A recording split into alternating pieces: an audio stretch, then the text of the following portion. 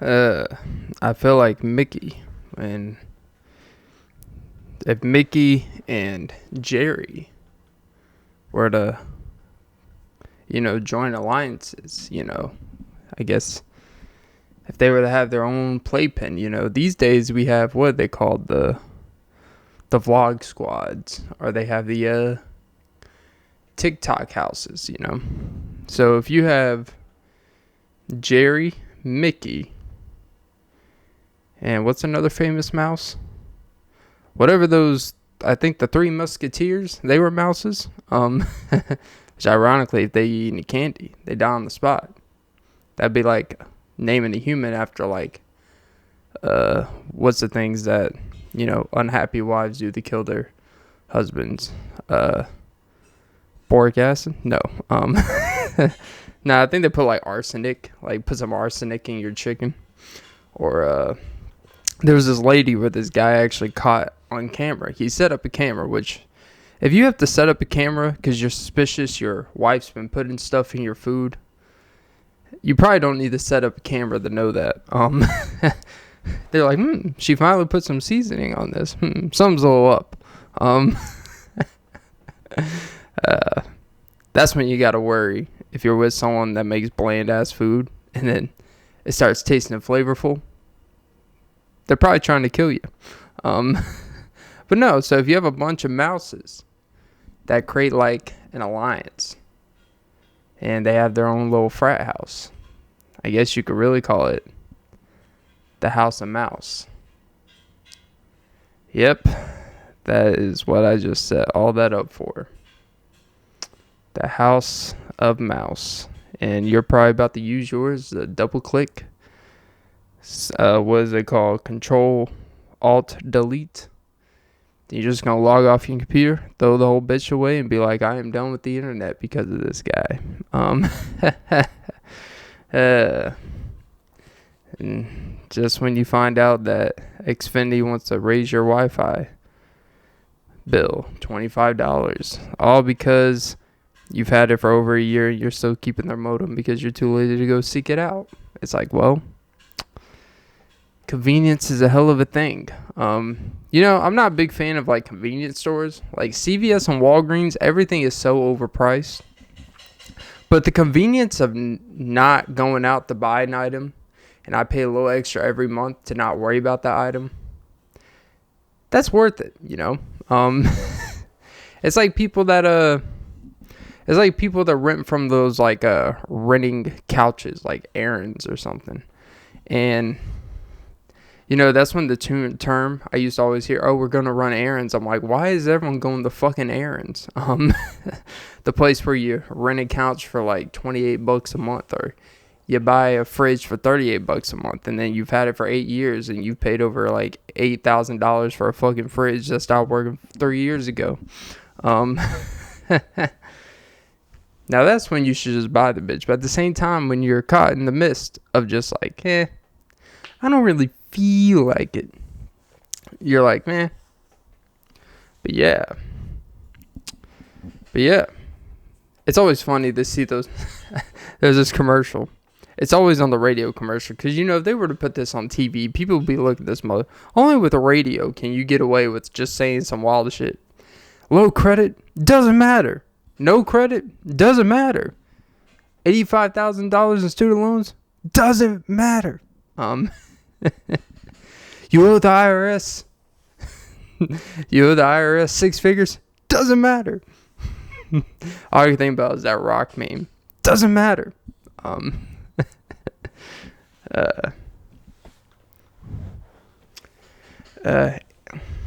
Don't want your child. Doesn't matter. But yeah, I guess the moral of all of that whole opening is that it just doesn't matter. It don't matter to me. But yeah. All right. Welcome to the Off and Beat podcast with Clint Nelson. I'm your host, Clint Nelson. Knows the cool background. Is it blinding you? All right, that was bad. The ironic part of blinds is that it stops you from being blind. Like, because like it protects the sun. So technically it's a de-blinder. So why is it called blinds? I don't know.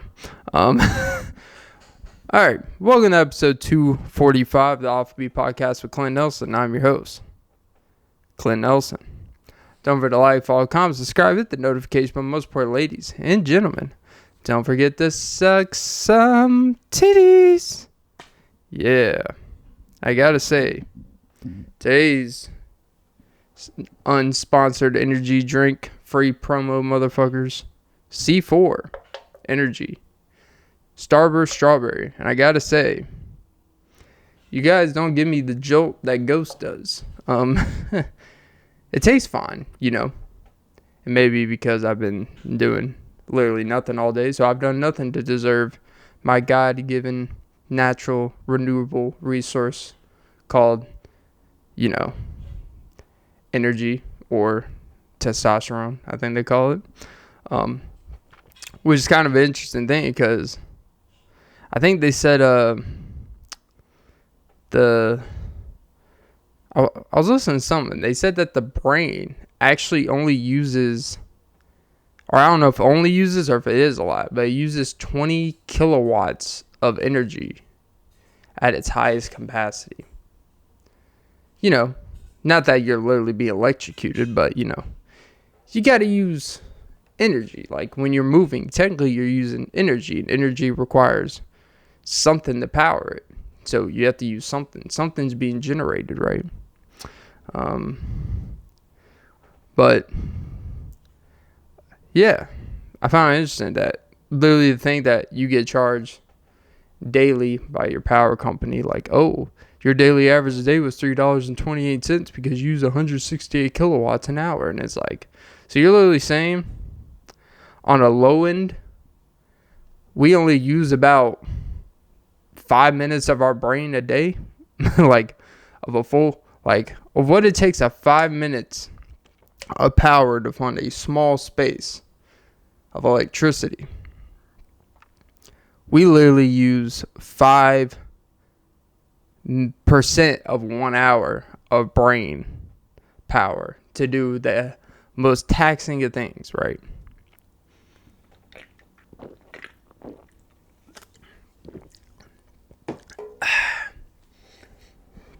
Taxes. What are those?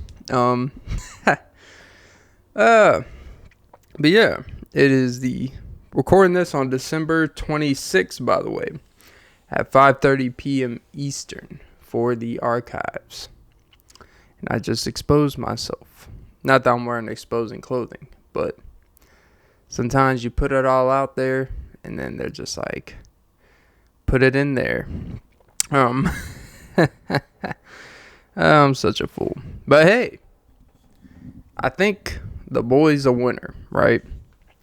Winner, your best buddy's a sinner. I remember the J. Cole days where I'm a born sinner. I remember that type, you know, I kind of missed that type of music where it was this heavy, like it felt like instrumentals in the early 2010s and mid 2010s. They felt like they made the instrumental specific for the song, for the lyrics, for all to blend together, like, you know, a song should. And nowadays, it feels like they just try to make the instrumental stand out so much so lyrics don't have to be as potent. And I feel like maybe a lot of artists kind of do that to kind of get by with, oh, this sounds good. Anytime people say, oh, I listen to them because their sound's a vibe. Basically, what that translates to me is that the lyrics suck. But everything else stands out, that the lyrics are more of a background, more than the foreground? The front ground? Ground zero. But, yeah, is ground zero we are starting at today. Because I am like a rabbit at the New York City Marathon. You know, I try to keep up with the international, but then I realized pretty quickly I'm going to stay local with my competition. I always notice like with these marathon, it's always like,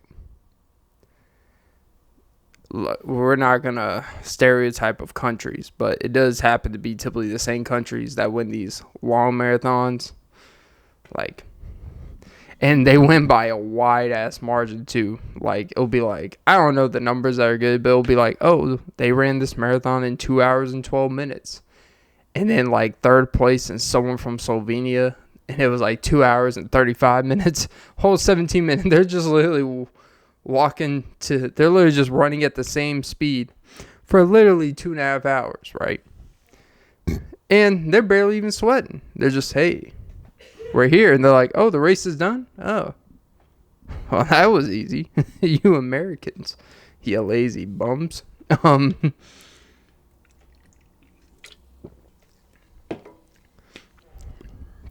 But, you know, what do I know? Imagine like how useless a marathon is when you really think, well, I don't want to say useless, but technically it's not like an Olympic sport. Like, we don't do marathon running for Olympic sport. It is a whole separate, like, I don't want to say charity, like, because, you know, even though I do think there's charity, but it's mostly just a extra thing that's just an admirable sport. But it's not technically like its own sport, if that makes sense. Like, it's not like cycling. Where cycling is like, okay, we're going to block out this whole city for 9 hours so you guys can, you know, have your 5-hour prep, you know, piss all over the place, you know, cheat through the subway to cut through. It happens like every 3 years. Someone gets accused of like, man, you know, this person was in 82nd place last year. They must have really trained and really, because now they're in 3rd place. And really, they just like cut through a whole, they just walk through the whole like pedestrian part, cut through like half the race, and like, hey, here I am. Like, if you do that, you better fucking win. But I guess if you win, then it would be obvious. Like, they're actually going to pay attention to what the winners are doing. But if you come in 7th place, they're like, oh, you know, it's a nice story. It's novelty. Which also, like, I've never understand how come in ice cream sections they have novelty. Like, they always make novelty like a kinky term. Like, if you go to certain stores, they have novelties. And it's just a general term to just say ball gag with a G-string attached to it. Oh, they're novelty items. Or it'll be like edibles, panties.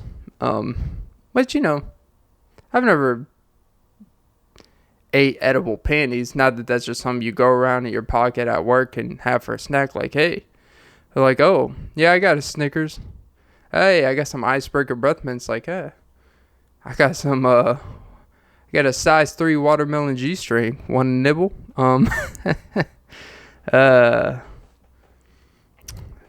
Even though technically that wouldn't be inappropriate to bring to work because it's just food, but it's just in the shape of that. But I guess that's probably not a good precedent to set because it's kind of alluding that you're a sexual being in a work environment or an environment that should not involve any of that stuff in any capacity. But, you know, it's a novelty, you know, and some of y'all should read more. But no, like novelty ice creams. All it basically means is we're about to overcharge you for like 6 popsicles or like 6 chocolate cones, but they're from Dove. It'll be like, oh, these Dove, you know, chocolate fudge popsicles, 6 for $8.98. It's like, and they're like literally the size of like, you know, an elbow. Not even the whole elbow, just the pointy part. Brain freeze. But yeah, novelty. You know,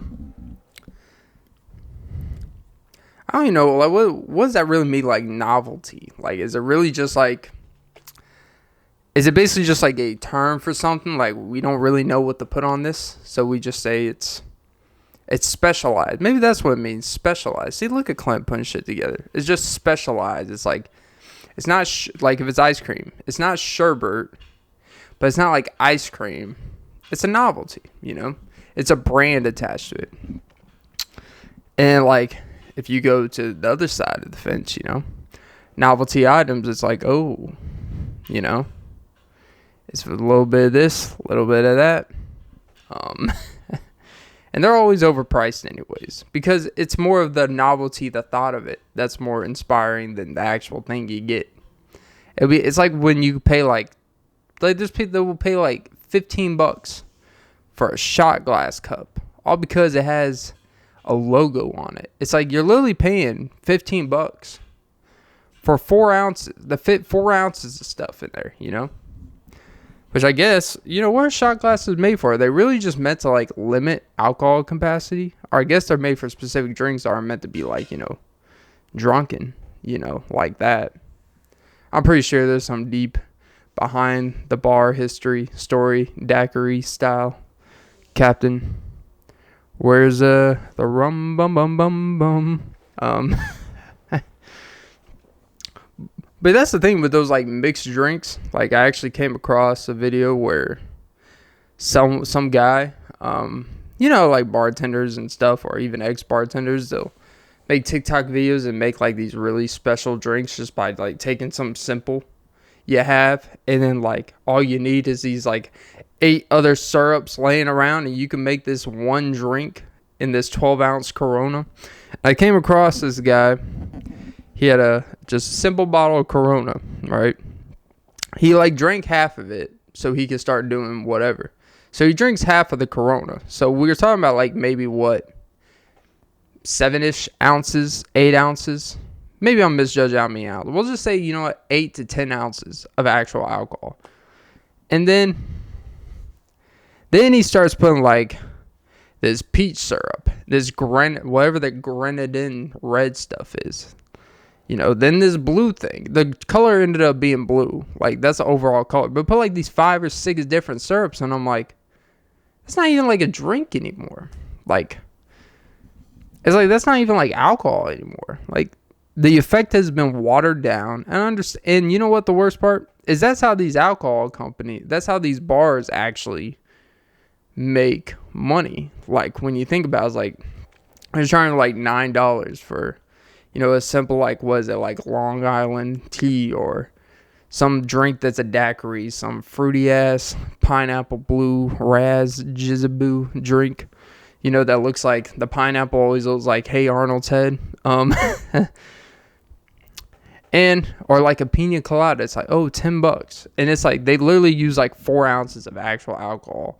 The bottle probably costs like $20. So they can make like 40 of those drinks before that alcohol runs out. And then they're just using a bunch of sugar and a bunch of other shit. That's how you make it profitable, right?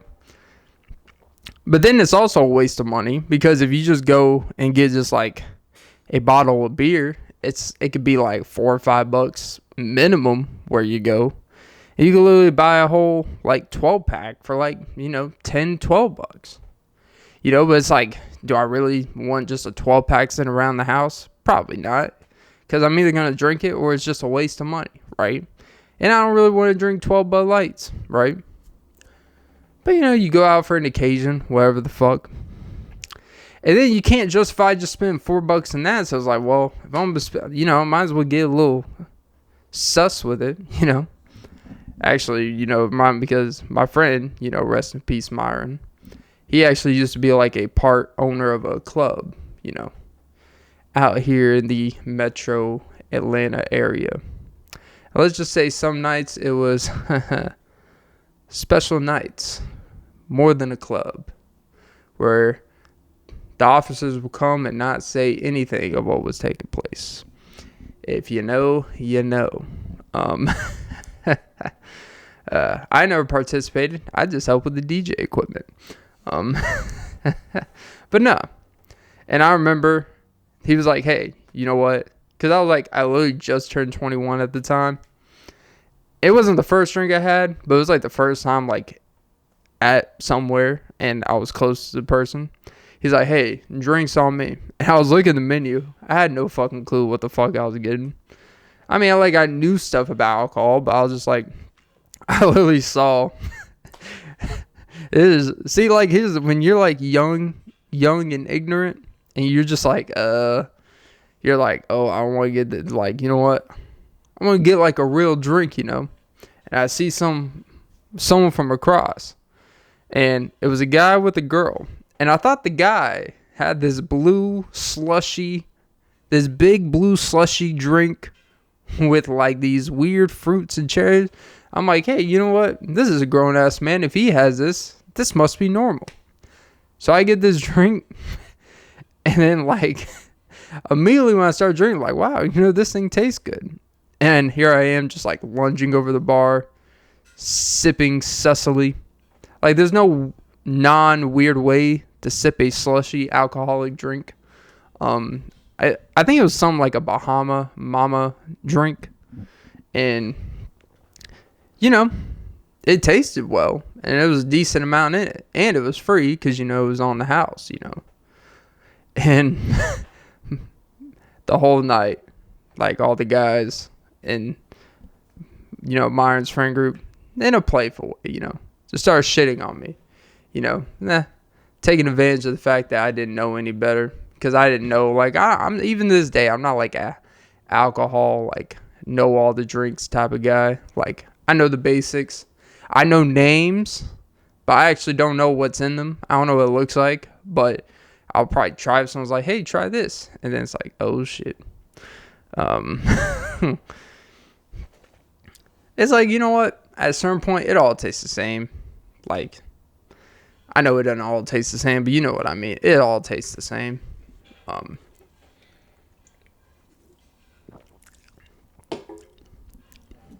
But yeah,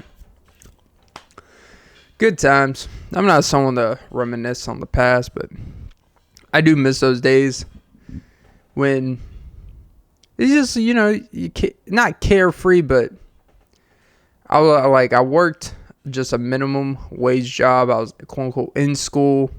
I had the energy to work out. I didn't even have a car. Like, that was the beautiful part. Like, if I don't have a car now, life sucks. But back then, life was great when I didn't have a car. Because expenses, I didn't have that much money. I wasn't making that much, but also didn't really have any expenses. So, like, even though I was just making like $300 a week, I was actually able to keep most of the $300 a week.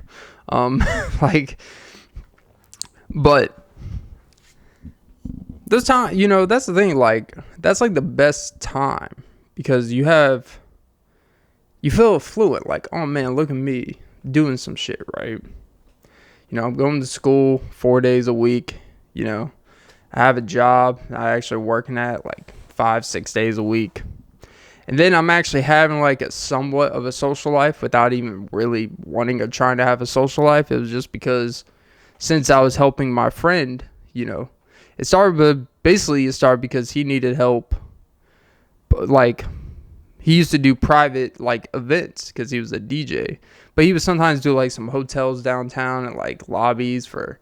I remember we went to the Tuskegee University. They were having some alumni party, but at the same time, there was actually a member from like the Tuskegee Airmen there. So it was I actually got to meet, face to face. I actually got to meet and shake the hand of one of the men that were a part of it. And, that was like pretty surreal. And being the only person of my complexion there, it was definitely kind of, they got a little side eyes there, but it was a great experience, But, and I remember that night there's some crazy stuff from that night. Like, I remember, because typically when I would go to these events, story time with Clint here, but when I would go to these events, a lot of time I would go, I helped set him up the equipment. He kind of showed me how to mix some, basically had the program, how like a side to side, like he said, look, this is all you do. You basically find anything on my iTunes or in this thing, or really anything, if you could convert it from any software, any song, you would convert it here, put it here. Then all you have to do is align the beats per minute, because it'll tell you the beats per minute. If you just align it together, more times than not, it's going to sound all right.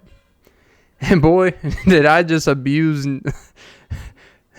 All I did was play like Neo the whole time. The same songs. All I did was play like Neo.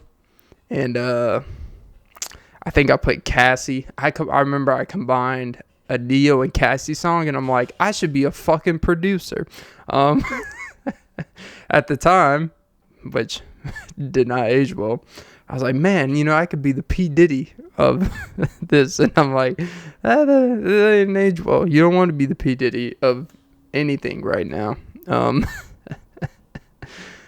Which apparently, by the way, there is some damning evidence in that. I'm not going to go into that because I actually want to stay on a positive story time. But apparently there is a side story to that where apparently Cassie has turned over a lot of files or evidence that he did coerce her to force her to do things with male prostitutes. Which basically he's just admitting that he likes to watch guys fuck his wife. But I don't know why. I will never understand that one, to be honest. Especially like if you're Diddy, you don't have to resort to that. I understand like if you're a man down in your luck, you're just like, fuck. Whatever makes her happy. And I don't know. Maybe you gotta do what you gotta do to keep your woman smiling. But I feel like if it gets to that point, she probably doesn't even care if you're watching, to be honest. Now that's a soft white underbelly. I'm saying it because that was an actual thing from the soft white underbelly. But anyways, back to the positive vibes. But no, I guess this is a Remember Myron episode. I'm kind of, this time of year, I really don't like Christmas or this time of year because he didn't pass away during this time of year, but it always kind of brings something out of that togetherness. Like, that man really changed my life. Like, to this day, like, he's the best friend I've ever had, but it was only for such a period of time. And what's weird is we had this age gap. That's weird because it's like I'm talking about having sugar daddy or something. Like, no, but like, I was like 19, 20, 21, somewhere around that range. I think 2021 is when we met. Actually, no, I was 19 when we met. And he died like a few years later. And he was like early 40s, And the exposure that man gave me the opportunity of taking me to these places, it really opened my eyes to the world in general, right?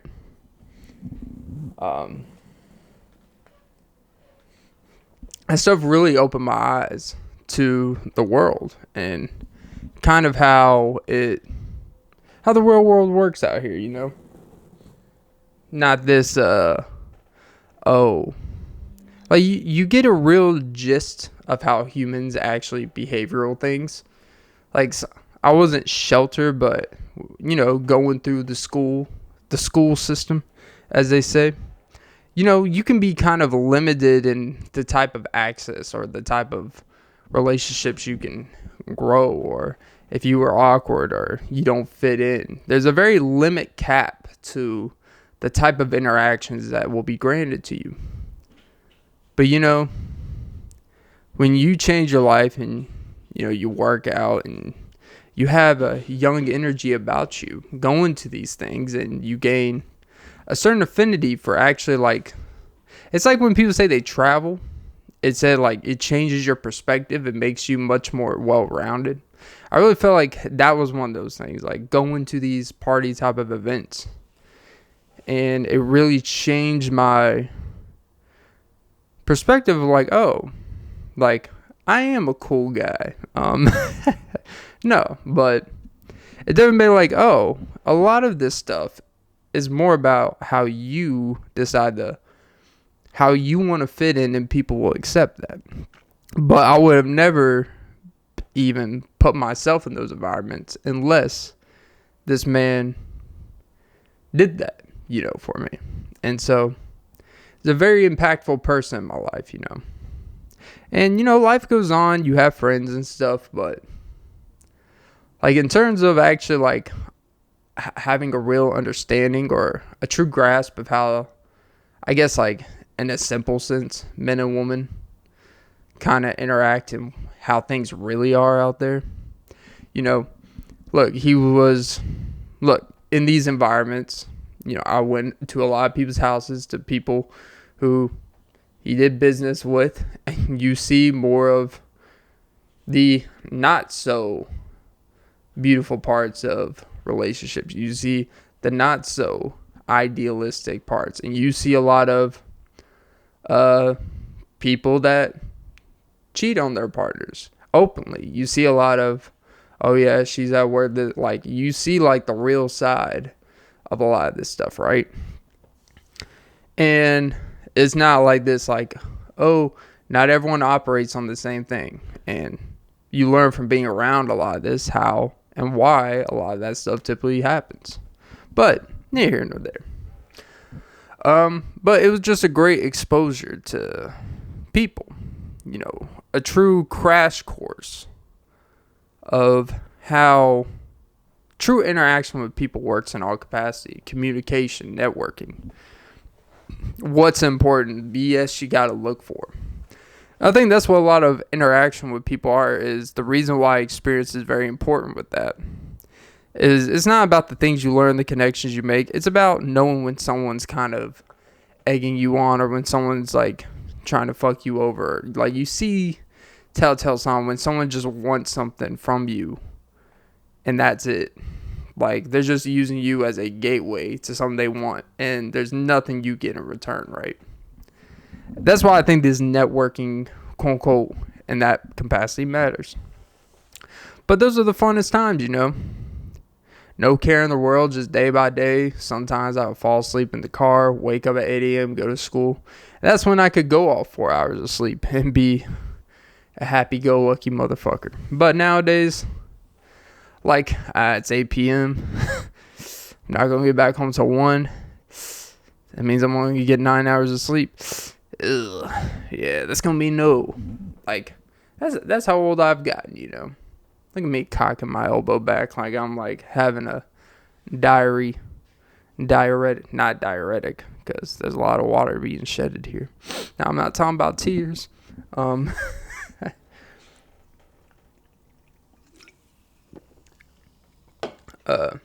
yeah.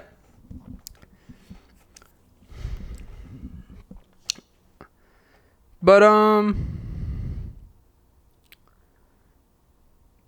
so yeah. So shout out to Myron, I miss that man.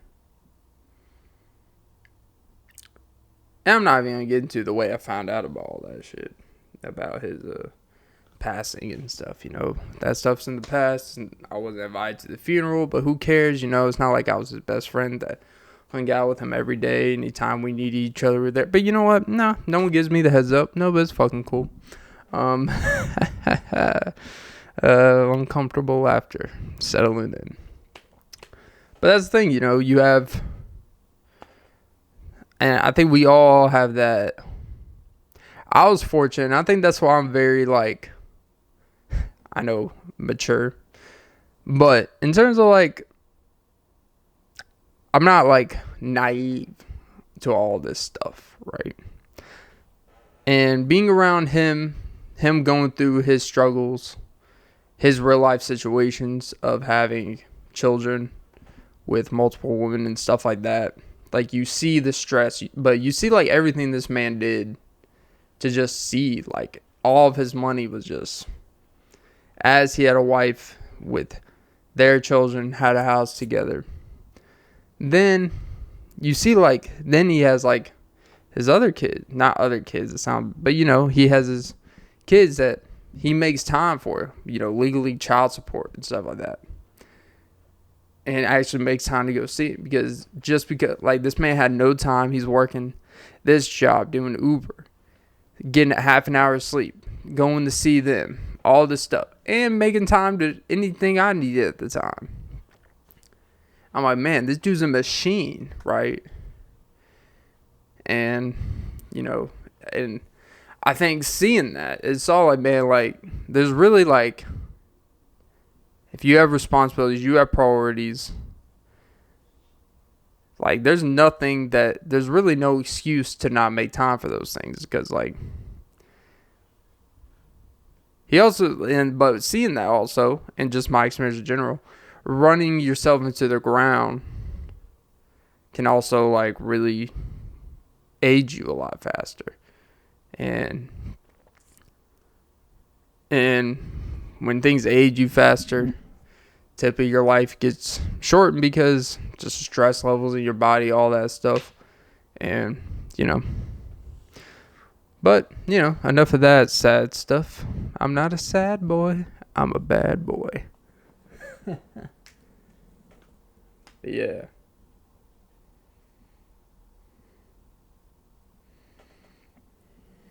But yeah, if two birds were to get hit by the same stone, that just means they got high on the bad pollution that the Chinese burst into the air, which is why our climate is very inconsistent. Because climate change isn't real. No, climate change is real. Trust me. It's just maybe there's a lot of reasons for that, Here we go, getting flagged and demonetized. But yeah, I am on cloud 9. Which I'm tired of motherfuckers just vaping. Like, indoors. Like, you know what? Like, here's the thing, right? Like, I'm not anti-vapor. Do what you want. I'm not really anti anything, to be pretty honest about it. There's certain things I'm not a fan of.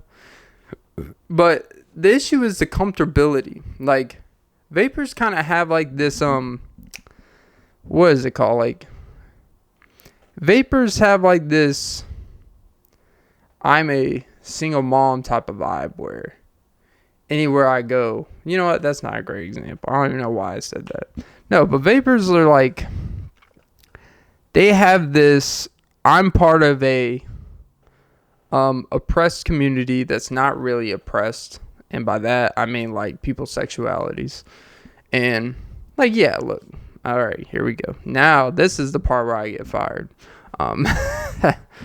It's like, no one's really, like, oppressing you. A lot of people just create this infinity that everyone's out to get them, right? And so what happens is they create this they create this thing in their head where they can just kind of, they're on this heavy defense, and like they can act outrageous, and anyone's like, hey, can you actually like shut the fuck up? I'm just trying to get a rake here. And they're like, oh, do you hate lesbos? What we do in our bedroom is our business. It's like, that's great. We're at Walmart. Can you keep your nonsense in your bedroom? Oh, it's okay when a man gropes his wife in public. It's like, no, yes, but groping on the outside compared to you finger popping her on the inside in self-checkout is not the self I want to check out, all right? It's like, bitch, bag your own shit. But no, I know that's a crazy example. But the thing with vapors is like, they're just like in the middle of a subway. They do it. If a Toys R Us was still available, they would do it in Toys R Us. Like, there's no like, hey, like, none here. Everywhere I go, employees do it. Everywhere I go, people do it just out in the open. I've seen someone do it like right in front of a cashier somewhere. And you can tell the cashier's like, I don't know if I could really tell them not to do it. Even though it's pretty obvious they can't really be doing it. But if I do it, if I say something, then they're going to start talking about their First Amendment rights type of shit. Like, it doesn't even have this. It's like, then why is your voice so bad then? But, it's just like, you treat it like anything else you would inhale and exhale, Do it outside. Like, it's not really that much to ask for. Right? And then now they have these freaking vapor ones where it's like, it's not even a nicotine flavor. It's not even like THC. It's just literally just like water flavored mist. There's nothing else. It's just so they have the feeling of it. And it's like, okay, So since we're just going by, oh, well, technically it's not this. All right. So if I go into somewhere and I make a big ass farting noise, right? But I just have a squeaky box, or I'm just playing off my phone in my pocket, and it's just a loud ass fart, and it's just unnecessary noise, and people are looking at you like, oh my God, and you're like, excuse me? This is my phone. Mind your fucking business. It's not hurting no one. It's like, yeah, but it's still annoying as fucking. You know what the fuck you're doing. You know?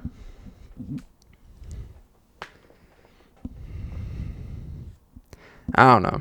I don't know if that was the best example. I'm not tired, but I'm not fully here. So, take it how you get it. Let her go and split it. Every little bit titted. Yeah. But,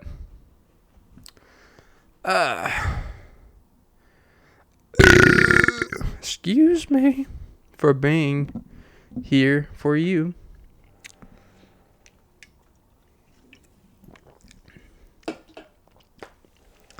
I want to be recruited by the cartel, not because I want to sell drugs, not because I want to feel like, no one better fuck with me, not because I want to intimidate everyday people and be like, I'm part of the Chicharitos. No, it's because I just want to feel part of a community. It's like those people that are like part of the Hells Angels. It's like, you realize it's actually the fight back against, all this stuff. It's like, well, how come you just like, someone backstabbed you? You guys literally just go into into your headquarters and start shooting up each other, It's like, well, it's called, sometimes you gotta police your own. And it's like, but then you guys end up going to court exposing all your badness. So even if you do 99.9% good intentions, this 0.01% is what you're representative of. So please don't come after me, Hells Angels. I'm a big fan.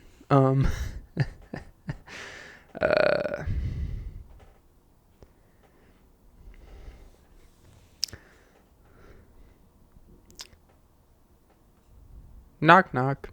Who's there? Peekaboo. Peekaboo who? I will peek a booger. And now you're tickling my stack. Pringles. Because I keep it a stack like a Pringles can. Alright. But yeah. No, but seriously, it would be cool. Gang, gang. But that's, we do live in this weird culture where we are obsessed with, like, prison. We are obsessed with, like, people's stories about prison. Which could be the argument be made, right? Like, it's cool. Like, there's this guy. He's been on Your Mom's House podcast. He's been on some pretty big podcasts named Johnny Mitchell. And he used to actually, I believe, be a distributor for the cartels. He used to sell big into that stuff. Sell drugs, serve time in prison. And now he literally has a whole podcast, like, kind of dedicated to talking about that stuff. But he actually talked to this recent gambler that basically has beaten Vegas, where Vegas has banned them from all of their casinos.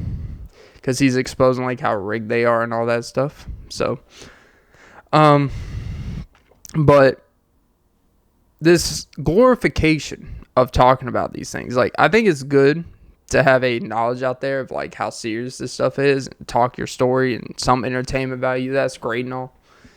But I do think there are people that will listen and watch him and be like, oh man, well, look where he came out of. He has all this experience, a life experience. He comes out on the other end. Now he's making a lot of money doing this, just having a podcast telling this story. And I think it can have a reverse effect. And, just in general, like, this obsession with, like, people's stories about prison. It's like you're more like, it's like it's good to, I guess, teach like, look, this shit really sucks, and here's the reality of what life in prison is real like. But I think people's obsession with it makes it where people actually want to be more a part of it, and it can actually expose them to want to do more of that stuff. I know it sounds like I'm sounding like a old man here, but I was thinking about it, like, I don't know, I'm just talking about like if someone who's very easily convinced, someone who's kind of like thinks they're uninteresting or thinks they don't have much going on or think they got to resort to something. Like, I could see how someone could listen to some former cartel member, or some former gang member, or someone who used to be in prison and talk about the highlighted parts of it, like the cool parts of the lifestyle, and be like, you know what? That sounds better than what my life is now. And look, you can't control, like, if people are going to do dumb shit they shouldn't do, people are going to do it anyway. So I'm not a believer in like censoring stuff, but I do think we should at least be mindful that don't think that people won't watch this stuff and actually like aspire or idolize to potentially be that, even if it's subconsciously, But yeah, I don't know.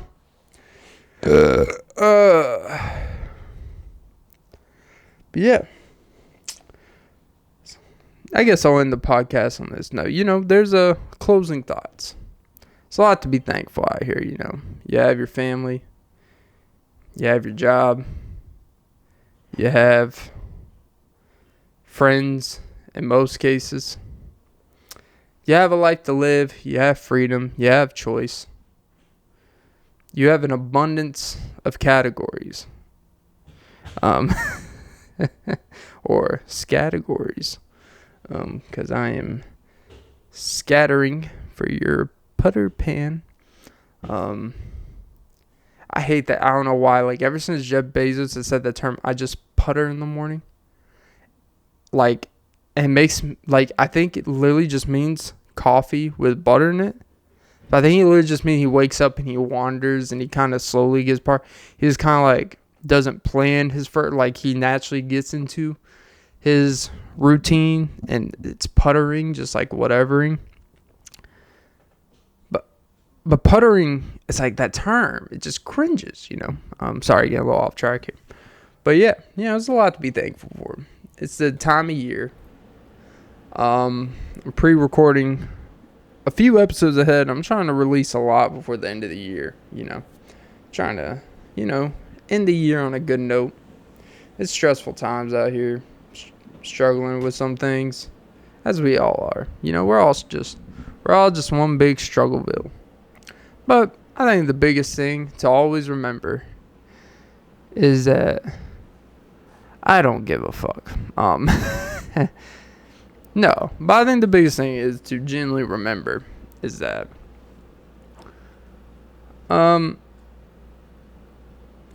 struggling on a lot of things is a choice. It's your choice how you kind of internalize it, how you prioritize it, how you let it affect you, how you channel it. Look at me just using 5 adjectives to extend like I'm doing a word essay to make it seem like I know more of what I'm talking about. But it's a lot of these things are really just kind of how you, like, one thing I realized, a lot of everything you feel and how people feel about what you feel is how you express through your body language and your tone of how you feel about it. People only feel about what you feel if you make them feel the same way you feel. So it creates a lot of feeling. And that's just too much feeling for one feeling. Get what I'm saying? You feeling me? Look at me just feeling in the blanks. Huh? Get it? Dr. Phil in the blanks, because that's actually the name of his podcast. But, you can catch me outside. Literally, if I just open these blinds, I'm outside. Inside, outside. Irreversible edible panties. But yeah, look, I think the main thing this time of year is just remember, it ends. It all ends. It will all end tomorrow. Nah, but like all of this projected year, all this like time that everyone's kind of going through, it all just goes to the wayside. None of it matters. None of this stuff matters. Like, we'll just be honest. None of it fucking matters. The money doesn't matter. What we do for a job doesn't matter. You know, what matters most is you, yourself, and you. No, but you. But see, there's a constant variable in all these things. It's you. So, how you feel about you is how you'll feel with the people you love, and how they'll feel with you. So, besides, don't be a Debbie Downer. Don't be dragging down the vibe. Just be happy, you know. I hate to be corny, but happiness, at the end of the day, is technically a choice. There's a lot of variables that dictate about how happy you feel. But overall, it is kind of a choice, believe it or not. But, yeah. I don't know. Just love the people that matter. Everything else doesn't matter. It doesn't matter your job. It doesn't matter how much money you make. If you take care of yourself, you care about what matters to you, and you're honest with yourself about what matters to you, I think that's what matters. So, just do what matters, and everything else will only matter as such. Damn, that was actually a pretty good line. Only do what matters, and everything else will only matter as such. Damn. Take that, Socrates. Or whatever these philosophers name, the Stoic Galileo, or I think his name was John Stoic. I don't know. Anyways, I'm done. All right, guys, that was episode 245, the Offbeat Podcast with Clint Nelson. I'm your host, Clint Nelson. Don't forget to like, follow, comment, subscribe, hit the notification bell. Most important, ladies and gentlemen, don't forget to suck some titties. Yeah. Have a great day, night, whenever this is posted. Just know you are loved the mostest. Mostest? Because I'll cream your inside cake like Hostess. Alright, see, I had a whole pod where I was just having, being sentimental shit. And then I had to say some dumb shit like that, Ding dong. Alright, have a great day. Meep. Nice titties.